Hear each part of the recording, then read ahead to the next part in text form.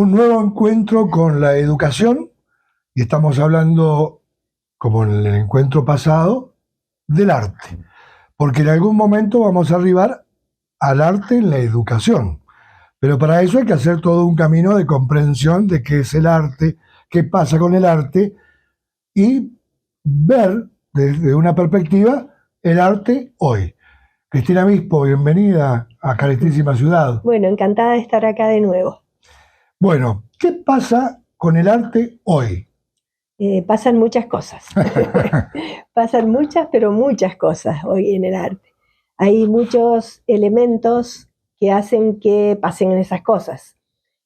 Por un lado, tenemos un paradigma que viene de la educación artística desde lo europeo, que ya dije en la entrevista anterior de que nosotros tenemos ya el chip de la historia del arte europea. Ujú. Y entonces nos es difícil encontrar cómo incorporar a ese chip lo que son las expresiones artísticas de los pueblos originarios.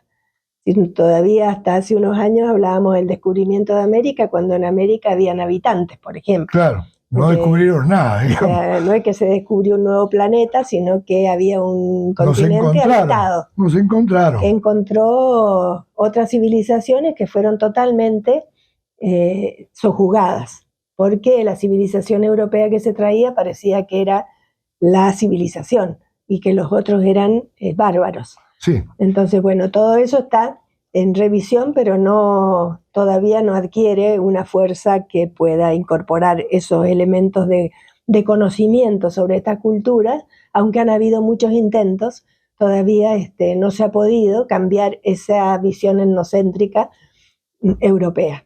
bueno, esa visión Eso es una. la habrán tenido los habitantes originarios, ¿no? Los bárbaros eran ellos, en realidad. Claro, los que venían con otro tipo de ideas que no comprendieron las ideas que existían acá, o sea, tampoco venían con una idea de comprender, Claro. sino de colonizar Y conquistar. y cambiar. Claro. Aunque todavía esas ideas, fíjate que todavía en el mundo hay civilizaciones actuales que tienden a sojuzgar otras para incorporar las propias ahí. Es muy interesante todo lo que es el proceso de colonización cultural, además. Sí, porque eso ha influido. Ha influido muchísimo. Porque convengamos que no solo influyó a los habitantes de este territorio, sino también ellos se llevaron parte de nuestra cultura, También, es cierto eso. ¿no? Es cierto. O sea, es fascinante y es complejo analizarlo. Ese es un enfoque. Y de un modo triste y devastador para algunos sectores, ¿no? Tal cual, porque todavía hoy los pueblos originarios son completamente ninguneados por las culturas de los distintos pueblos. Es decir, a veces hay gobiernos que tienden a tenerlos en cuenta, pero en general no se tienen tanto en cuenta como se tienen en cuenta todos los paradigmas europeos. Ujú. O sea, acá tuvimos presidentes que piensan que los habitantes de Argentina venimos todos de Europa. Sí, O sea, cuando acá estaba poblada la Argentina por muchísimas culturas, que recién ahora, después de muchos años, porque en la escuela que nos enseñaban, que habían algunos indios por ahí y por allá y nada más. Y habían un montón de culturas con expresiones artísticas importantes, con, digamos, relaciones sociales complejas que no se estudiaron ni se tuvieron en cuenta. y como por ejemplo mucha gente viaja al Machu Picchu a contemplar una ciudad y en realidad el Machu Picchu era una facultad, una universidad donde formaban gente. Es posiblemente, no se sabe muy bien Ujú. qué origen tenía, pero es una cultura la inca que todavía no se ha estudiado del todo, como la maya o como, No se puede afirmar o como la eso. querandí o la quilme nuestra. Recientemente, bueno, leí sobre esta historia de que generalmente el Machu Picchu no era una ciudad, sino que era una comunidad universitaria, un lugar Posiblemente. de saber. Que después, bueno, la selva fue transformando y la montaña fue transformando y vino un descubridor y dijo que, Claro, cuando ya estaba solitaria y no habían habitantes. claro, Sí, es un misterio Machu Picchu y es fascinante. Pero bueno, como eso, Sí. tenemos, digamos, por un lado entonces la visión eurocéntrica que nos da ciertas características de juzgar qué es arte y qué no es arte. Por otro lado, tenemos el considerar lo que hablábamos antes, si es familiar las expresiones artísticas en tu formación educativa, familiar, social, etcétera, van a resultarte familiares también ciertos conceptos artísticos que tenés incorporados desde que eras chiquito. Y otras personas no los van a tener incorporados porque en su familia no tenían ese contacto. Entonces eso hace a un concepto primordial que es considerar el talento. Vos tenés talento artístico o no tenés talento artístico, y eso a veces se juzga de una manera muy superficial, porque a veces lo que se llama talento no es más que conocimiento familiar de ciertas cosas. ¿Eso se puede asociar al arte y la cultura popular? Bueno, ahí has dado con una dicotomía entre lo que se considera la alta cultura o la cultura de élite y la cultura popular. A veces hay expresiones de la cultura popular que son integradas a la cultura alta. Desde la moda, digamos, qué sé yo, por ejemplo, cuando yo era adolescente no se podían usar vaqueros con tacos altos, porque eso era grasa. Claro. Y hoy día se usan vaqueros con tacos altos y eso es fino. Entonces, los límites entre lo que es la cultura popular y la cultura de élite, digamos, son difusos también, porque a veces hay cosas que perforan el límite entre una y otra, entonces ese límite no es muy claro. También pasa eso en las artes propiamente dichas, que nosotros tenemos expresiones artísticas populares, como por ejemplo en la música, que luego son incorporadas a la cultura, como la cumbia. Tenemos la cumbia, bueno, tenemos distintos tipos de cumbia, pero la cumbia colombiana, por ejemplo, vos vas a un casamiento de la élite y vas a encontrar que en un momento ponen cumbias y bailan todos y son todos muy felices bailando cumbia. Entonces hay límites que son muy difusos entre lo que es la cultura estrictamente popular y estrictamente el de élite. No existe lo estricto ya ahí. Es decir, con esta, no hay división, digamos. Claro, los límites son difusos. Entonces los puede establecer alguno en particular, pero no están claros esos límites. Ni son importantes, aparentemente. Tampoco. O sea, para algunos sí, a lo mejor para algunas clases sociales son importantes esos límites, claro. pero para otras no tanto.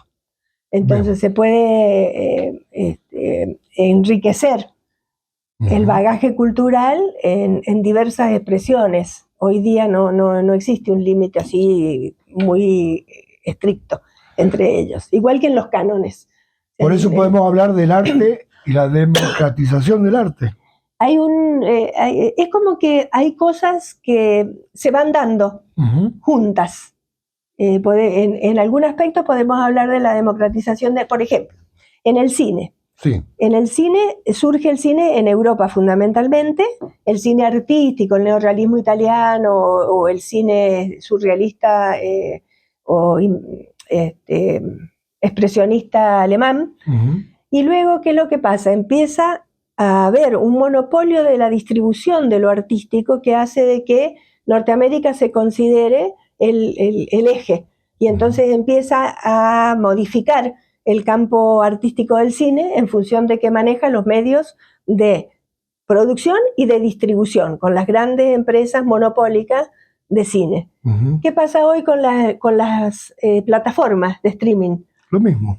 No, porque hay una cosa, esas plataformas empiezan a brevar en distintos lugares. Entonces vos te metés en una plataforma y podés tener películas noruegas, chinas, iraníes, indias, norteamericanas, europeas, etcétera, americanas y argentinas. Entonces empieza a haber un proceso que no planeó nadie de democratización en función de que el mercado ha sido más democrático en cuanto a esas plataformas. Vamos a ver después qué pasa. El mercado y el negocio. Claro. Porque en realidad el producto está pensado de una forma más abarcativa. Exacto. no sé si tan democrática, pero más abarcativa. Democrática en los hechos, Bueno, no con intención democrática, claro. me parece. Ujú. O sea, pero en los hechos es más democrático porque podés tener acceso a un montón de expresiones que no son todas las norteamericanas, por ejemplo, como existía en los años 80 a lo mejor. Sí, claro. Entonces eso ha roto un poco con eso. Bueno, y ese proceso también se ha dado en otras cosas,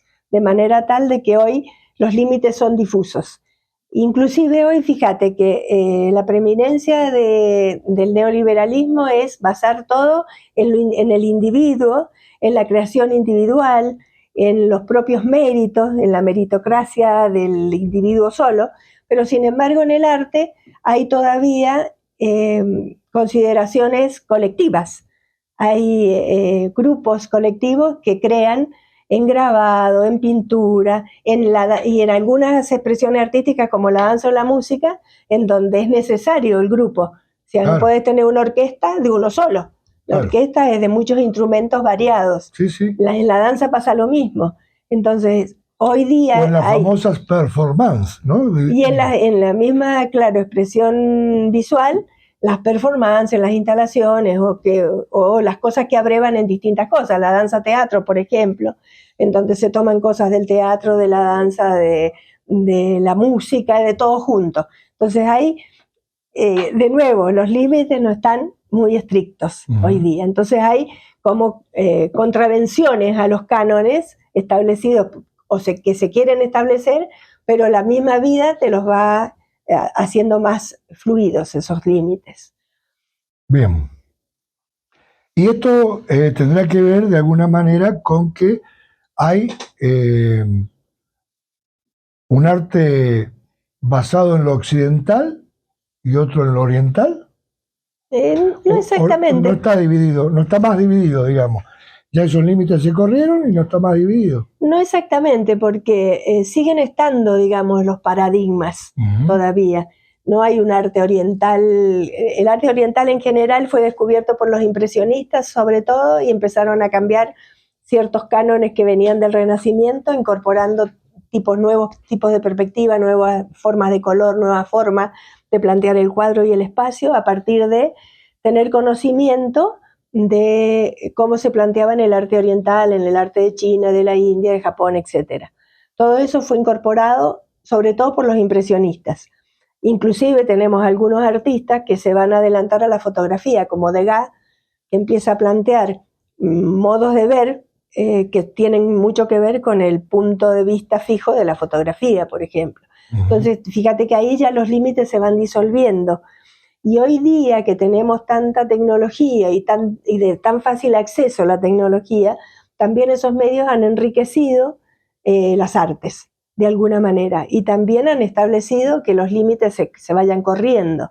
Entonces hay expresiones que usan distintas formas dentro de las artes visuales, pero también algunos medios tecnológicos incorporados, como por ejemplo las performances, en donde a veces aparece el objeto artístico, aparecen objetos reciclados de uso cotidiano que aparecen mezclados ahí en lo artístico, el vídeo, la música, el color, las luces, entonces empiezan a haber distintos recursos de distintas disciplinas incorporados a una sola obra. Por ejemplo, una instalación, una performance, etc. Bien, dos temas me quedan. Uno que tiene que ver, o dos preguntas, mejor dicho. Uno tiene que ver cuando vos nombrabas las expresiones de los pueblos originarios, ¿no? Que no estaban considerados en el mejor de los casos como artesanía, y no estaban considerados como arte. Ahora pregunto yo, esos antiguos habitantes que dibujaban un bisonte o una vaca o un animal comestible dentro de su guarida, ¿no? En la roca, era porque también no podía salir a cazarlos por diferentes situaciones y se expresaba de esa manera ahí, digamos que también era una expresión artística, ¿o no? Claro, lo que pasa es que esas expresiones artísticas tenían un fondo ritual, porque era, según los estudios que se han hecho, pues tampoco sabemos tanto, pero según los estudios que algunos antropólogos han hecho, parece ser que antes de ir a cazar, que era el modo de supervivencia de muchos de esos grupos, se podía dibujar como para pedir a los dioses que facilitaran la tarea de cazar, que era peligrosa, porque no era fácil salir a cazar. Imagínate qué difícil, digamos, levantarte a la mañana y no tener que comer y tener que salir a cazar, Claro. para después de un largo proceso poder tener con qué alimentarte.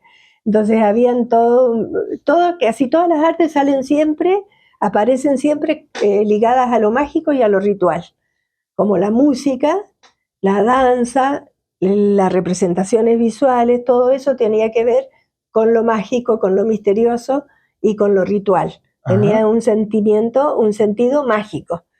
Entonces dibujamos para después poder realizar la actividad con la anuencia de los poderes divinos, que podían ser dioses o los elementos o lo que fuera. Bueno, algo más que agregar a esta...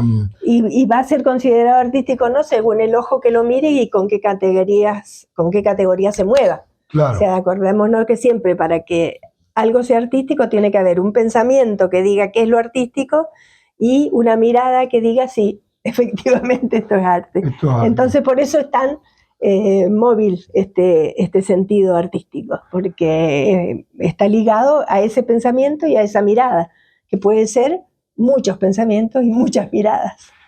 Cuando hablabas de el arte colectivo, el arte grupal, bueno, hay una muestra acá en el Museo Mar Reina, todavía, que tiene que ver con el agua, ¿no? Uh-huh. Y se trabaja en esta forma grupal. ¿Cómo estaría considerado este arte, digamos, que es grupal, que es conceptual y que habla de una particularidad que es el agua? Bueno, creo que ahí se puede ver directamente todo esto que hemos estado hablando, Uh-huh. el recurrir a diversos principios, porque ahí vos ves algunos principios escultóricos, algunos principios de la imagen, incorporación de vídeo, de música, de sonido, de fotografía y de objetos cotidianos, porque por ahí los objetos cotidianos se resignifican y se ponen ahí en una obra compleja. Uh-huh. Entonces todos estos principios que hemos estado hablando, de esta difusión de los límites entre las cosas, entre los objetos cotidianos y los objetos propiamente artísticos, y la incorporación de otros lenguajes al propio lenguaje plástico, visual. Bueno, fantástico, hemos tenido una mirada del arte hoy, de alguna manera, ¿no? Sí, una parte sesgada, porque como vemos es complicado. Donde te parás podés ver distintas cosas. Bueno, la humanidad siempre se ha hecho preguntas que todavía no tienen respuesta. No tienen respuesta, exactamente. Las fundamentales todavía no tienen. No. Bueno, Cristina, muchas gracias por tu tiempo y por estar valorando el arte de alguna manera aquí en Caretísima Ciudad. No, al contrario, es un gusto estar expresando todo lo que fue la pasión de mi vida. En Sancor Salud impulsamos un nuevo Estar Bien, uno que incluye nuevas especialidades que ayudan a mejorar la salud. Amigología, 1 dosis por semana. Tranquilogía. Valorología. Sonrisoterapia. Y amorología siempre. Un nuevo Estar Bien que también incluye nuestra especialidad. Brindar la mejor atención en todo el país, con planes para cada necesidad y cada momento de la vida. Sancor Salud. La buena salud es todo. Cuando yo vi esto,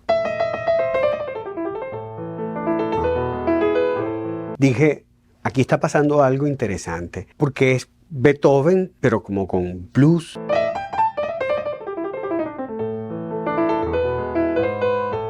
Pero también con algo de gospel. Gospel. Y lo que me llamó la atención y me gustó es que no sonaba para nada forzado, porque es muy fácil decir, vamos a mezclar un blues con algo de música clásica para hacer algo interesante, pero también es muy fácil que salga un disparate. Afortunadamente, o por lo menos a mi parecer, este no es el caso. Después me enteré que Jon Batiste, que es el nombre del pianista, había sacado un disco entero con este concepto, que se titula Beethoven blues. Y la verdad es que yo quedé fascinado con lo que escuché. Beethoven fue un gran disruptor en su época, y esto es algo que ya yo he dicho en otros videos.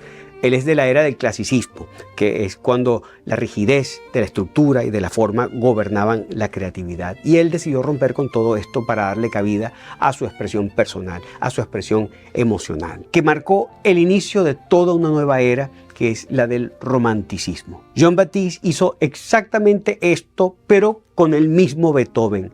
Rompió la rigidez de sus partituras para darle cabida a su expresión individual, que está llena de jazz, que está llena de blues. A mí me encanta algo que él dice, que es: la partitura es un mapa y no un destino. Vamos a escuchar un poco más de esta grabación, que por cierto la hizo Jean-Baptiste en su casa, encerrado él solo. También te quiero contar la historia que hay detrás de algunas de estas obras, y además mostrarte una evidencia impresionante de cómo Beethoven ya estaba escuchando la música del futuro, específicamente la que se iba a empezar a hacer en Nueva Orleans, muchos años después de su muerte. Y si te gusta este tipo de contenido, no olvides suscribirte en el canal para que me ayudes a seguir creciendo y a seguir creando este tipo de videos. Yo soy César Muñoz y esto es La Cata Musical.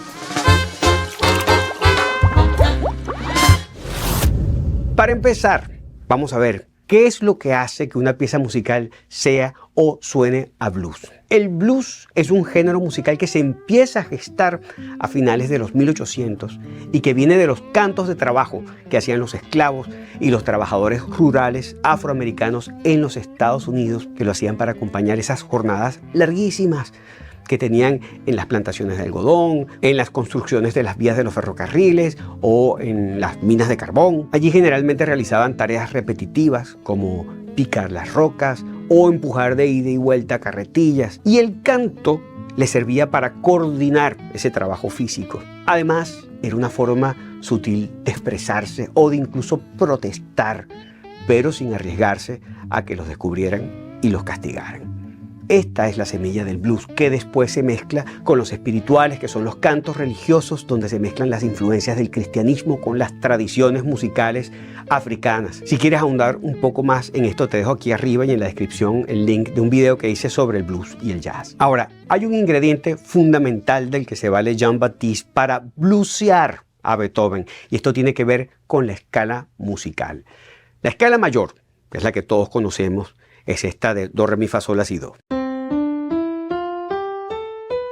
Pero en el blues esta escala se altera y en vez de 7 vamos a tener 6 notas fundamentales, donde algunas van a ser modificadas y otras van a ser agregadas, y suena así.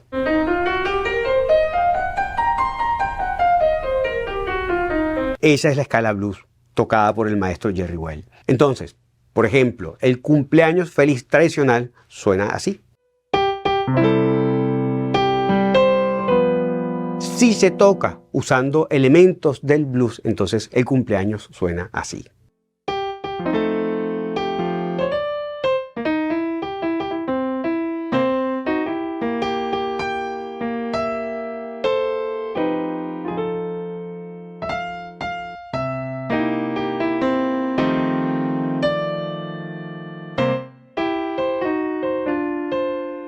Claro que no solo son las notas, son los acordes, es el ritmo e incluso la actitud. Teniendo esto presente, mira cómo Jean-Baptiste modifica otra parte de la obra para Elisa utilizando este tipo de recursos.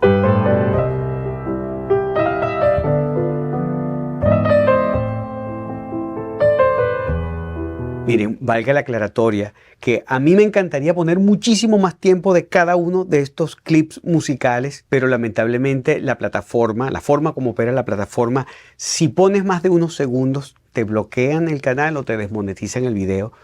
Por eso siempre me toca subir muchas pruebas hasta que consigo el mayor tiempo posible para cada uno de los ejemplos, que son los pocos segundos que ustedes escuchan. Pero volviendo a Beethoven, este señor era un gran idealista que creía en la fraternidad entre los pueblos y en la libertad del espíritu humano. Y esto es un poco lo que quiso plasmar en su famosísima Novena Sinfonía.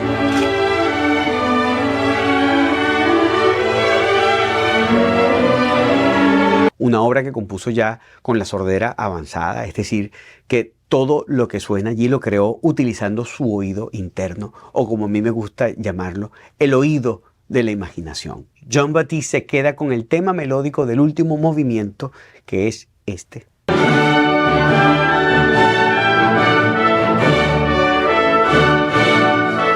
Y lo reinterpreta rítmica, melódica y armónicamente con un lenguaje totalmente jazzístico.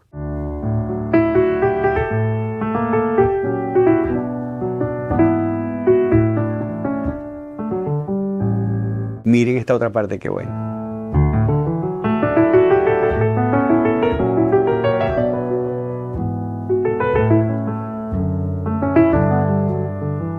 ¡Qué belleza! Si hay algo que a mí me encanta son las rearmonizaciones, que es cuando mantienes la melodía original tal como es, pero le cambias los acordes, el acompañamiento. Y lo hermoso de la rearmonización es que te cambia por completo la forma en que percibes la misma melodía. Por ejemplo, con la misma Oda a la alegría. La armonía más sencilla y más evidente es esta.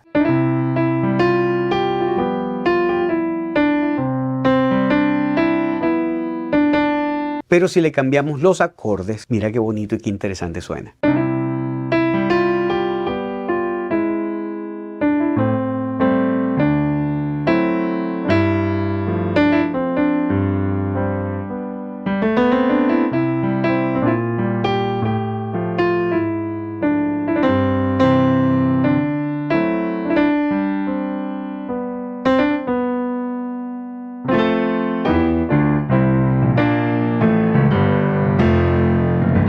Esto es en gran parte uno de los deleites del disco de Jon Batiste.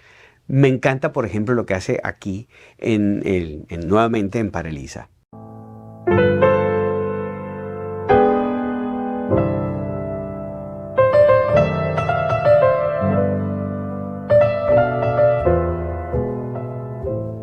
¡Wow!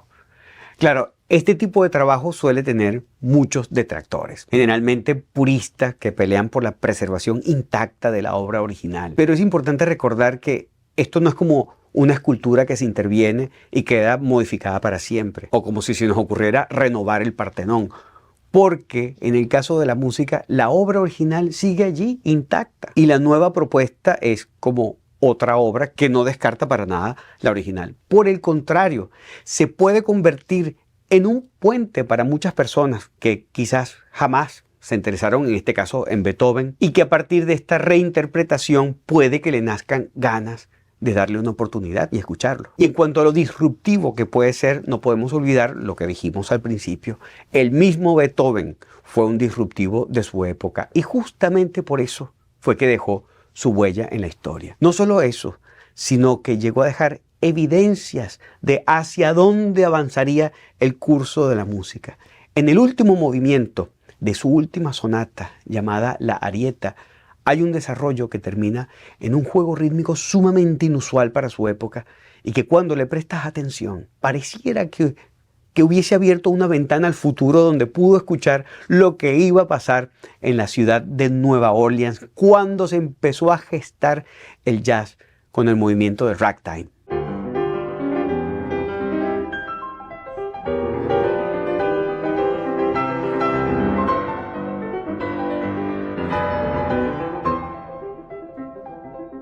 Sí, eso es Beethoven. A mí esto literalmente me da hasta escalofríos. Es realmente impresionante. Partiendo de este lugar, teniendo esto presente, lo que hizo Jon Batiste, más que disruptivo, podría considerarse una continuación de la obra de Beethoven. Y ya para despedirnos, vamos a escuchar otro pedacito de un track de este disco llamado La Quinta Sinfonía en Congo Square. Congo Square era una plaza en Nueva Orleans, donde entre los siglos XVIII y XIX se reunían los afrodescendientes, tanto esclavizados como libres, para tocar música, para bailar, para mantener vivas sus tradiciones culturales africanas. Este lugar fue crucial en la formación de la música afroamericana en los Estados Unidos y fundamental en el desarrollo de géneros como el jazz y el blues. Jon Batiste se imaginó a la famosa Quinta Sinfonía de Beethoven respirando en esta plaza y sonando así.